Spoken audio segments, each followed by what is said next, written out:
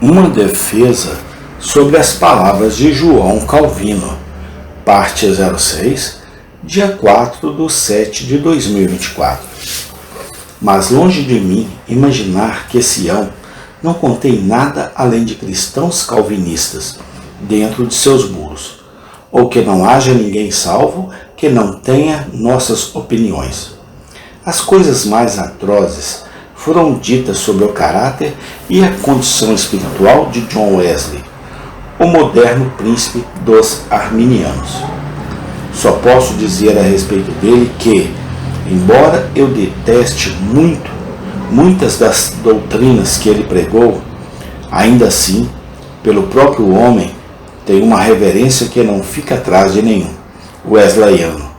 E se fosse necessário 2 apóstolos para ser acrescentado ao número dos 12, não creio que se pudesse encontrar 2 homens mais adequados para serem acrescentados do que George Whitefield e John Wesley.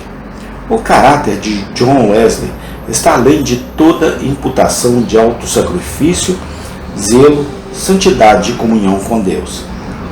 Ele viveu muito acima do nível comum dos cristãos comuns e foi não acho que difiro de nenhum de meus irmãos hipercalvinistas no que acredito, mas difiro deles no que eles não acreditam. Não tenho menos do que eles, mas tenho um pouco mais, e creio um pouco mais da verdade revelada nas Escrituras. Não apenas existem algumas doutrinas fundamentais pelas quais podemos guiar nosso navio para o norte, sul, leste ou oeste. Mas, ao estudarmos a palavra, começaremos a aprender algo sobre o noroeste e o nordeste, e tudo mais que fica entre os 4 pontos cardeais. O sistema de verdade revelado nas Escrituras não é simplesmente uma linha reta, mas 2, e nenhum homem jamais terá uma visão correta do Evangelho até que saiba como olhar para as 2 linhas ao mesmo tempo. Por exemplo, eu li em um livro da Bíblia: o Espírito e a noiva dizem, vem. E quem ouve diga, vem. E que venha aquele que tem sede. E quem quiser, beba de graça da água da vida. No entanto, sou ensinado, em outra parte da mesma palavra inspirada, que não é do que quer, nem do que corre, mas de Deus que se compadece. Eu vejo em um lugar Deus da providência presidindo sobre tudo.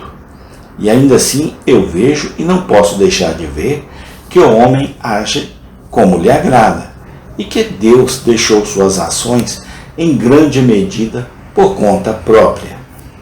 Livre-arbítrio? Agora, se eu declarasse que o homem é tão livre para agir que não há controle de Deus sobre suas ações, eu estaria muito próximo do ateísmo. E se, por outro lado, eu declarasse que Deus governa todas as coisas de tal forma que o homem não é livre o suficiente para ser responsável, eu deveria ser levado imediatamente ao antinomianismo ou fatalismo, que Deus predestina e ainda assim o homem é responsável. São 2 fatos que poucos conseguem enxergar com clareza. Eles são considerados inconsistentes e contraditórios entre si. Se então eu encontrar ensinado em uma parte da Bíblia que tudo é pré-ordenado, isso é verdade. E se eu encontrar em outra escritura que o homem é responsável por todas as suas ações, isso é verdade. E é apenas minha tolice que me leva a imaginar que essas 2 verdades possam se contradizer. Eu não acredito que eles possam ser fundidos em qualquer bigorna terrestre, mas eles certamente serão na eternidade. São 2 linhas tão quase paralelas que a mente humana, que as perseguir mais longe, nunca descobrirá que elas convergem, mas elas convergem e se encontrarão em algum lugar na eternidade. perto do trono de Deus, de onde toda a verdade brota. Eles são considerados inconsistentes e contraditórios entre si.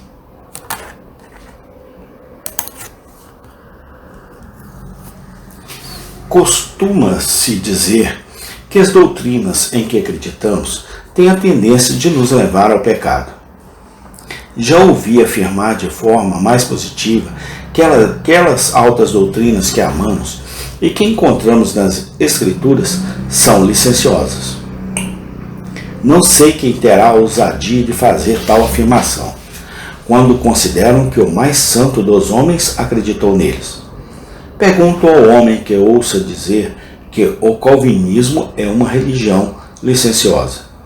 O que ele pensa do caráter de Agostinho ou Calvino, ou Whitefield, que em épocas sucessivas foram os grandes expoentes do sistema da graça, ou o que ele dirá dos puritanos, cujas obras estão cheias deles.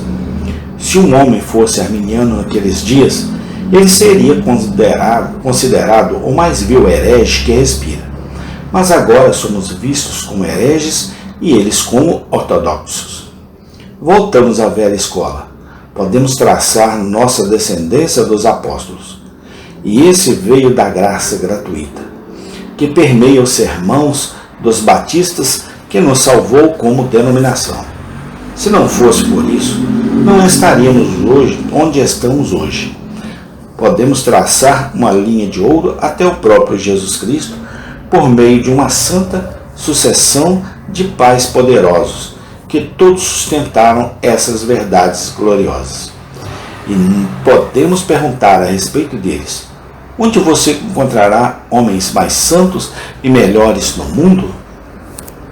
Nenhuma doutrina é tão calculada para preservar um homem do pecado como a doutrina da graça de Deus. Aqueles que a chamaram de doutrina licenciosa não sabiam absolutamente nada sobre ela. Pobres coisas ignorantes. Eles mal sabiam que suas próprias coisas vis eram a doutrina mais licenciosa sobre o céu. Se eles conhecessem a graça de Deus, em verdade, eles logo veriam que não havia nenhum preservativo de mentir com o conhecimento que somos eleitos de Deus. Desde a fundação do mundo, não há nada como a crença em minha eterna perseverança e na imutabilidade do afeto de meu Pai, que pode me manter próximo a Ele por um motivo de simples gratidão. Nada torna um homem tão virtuoso quanto a crença na verdade. Uma doutrina mentirosa logo gerará uma prática mentirosa. Um homem e uma mulher não pode ter uma crença errônea sem ter uma vida errônea. Acredito que uma coisa naturalmente gera a outra. De todos os homens, aquele que tem a piedade mais desinteressada, a reverência mais sublime, a devoção mais ardente, acreditam que são salvos pela graça, sem obras, por meio da fé. E isso não vem de si mesmos. É um dom de Deus.